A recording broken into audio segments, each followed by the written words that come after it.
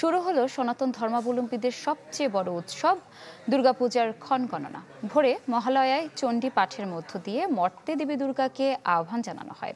বরিশাল নগরীর শ রোডের শ্রী শ্রী রাধা গোবিন্দ নিবাস মন্দিরে মহালয়ার উপলক্ষে অনুষ্ঠানের আয়োজন করা হয়। এ সময় চণ্ডী পাঠ ও আগমনী গান পরিবেশন করে বিশেষ পূজা অর্চনা করা হয়। মন্দিরে ছিল ভক্তদের উপচে পড়া ভিড়। খুলনার রূপসা মহাশ্মশান মন্দিরে প্রদীপ প্রজ্বলন ও চণ্ডী পাঠের মাধ্যমে মহালয়ার আয়োজন করা হয়। প্রতিমা গঠন ও মণ্ডপ সাজসজ্জার শেষ সময়ের কাজ চলছে। মহালয়া ঘিরে রাজবাড়ী, ব্রাহ্মণবাড়িয়া সহ দেশের বিভিন্ন মন্দিরে হয় বিশেষ পূজা অর্চনা।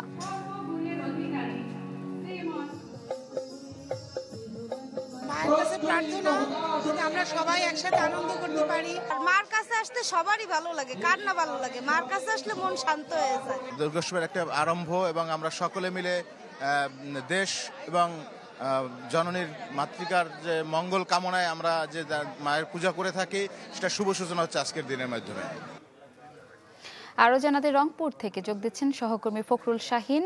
শাহিন, শারদীয় দুর্গোৎসব ঘিরে কেমন প্রস্তুতি এবং আয়োজন দেখছেন?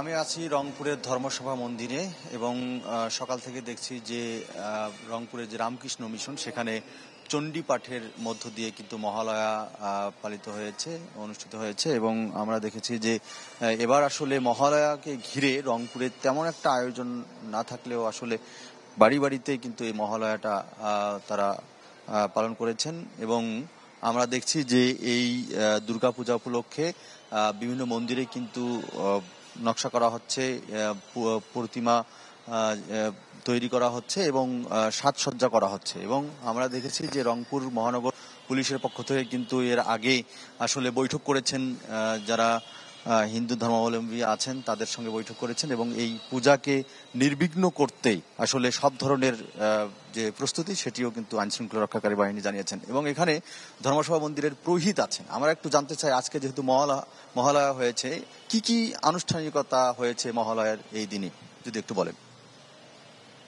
পারতপক্ষে মহালয়া অনুষ্ঠানটা পালিত হয় চণ্ডী পূজা, চণ্ডী পাঠ এবং ভক্তিমূলক গানের মধ্য দিয়ে অনুষ্ঠানটা পালিত হয়।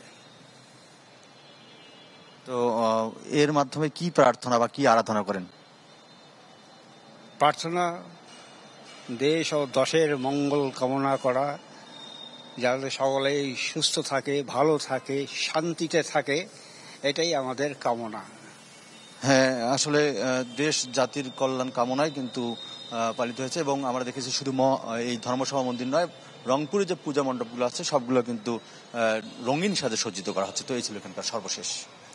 শাহিন, ধন্যবাদ আপনাকে। দর্শক, শুভ মহালয়ার প্রস্তুতি নিয়ে জানছিলাম রংপুর থেকে। ঢালাইয়ের সেরা প্রিমিয়ার সিমেন্ট।